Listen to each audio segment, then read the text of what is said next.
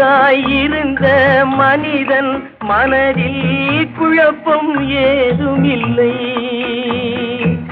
குடும்பம், மனைவி, அண்ணன், தம்பி, கூட்டம் சிறிதும் இல்லை. ஆசை பாசம் காதலில் விழுந்தான், அமைதியை காணவில்லை. அலைந்தான், தவித்தான், துடித்தான், மடிந்தான், யாருக்கும் லாபம் இல்லை. படைத்தானே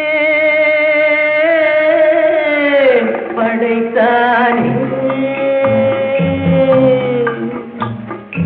மனிதனை ஆண்டவன் படைத்தானே,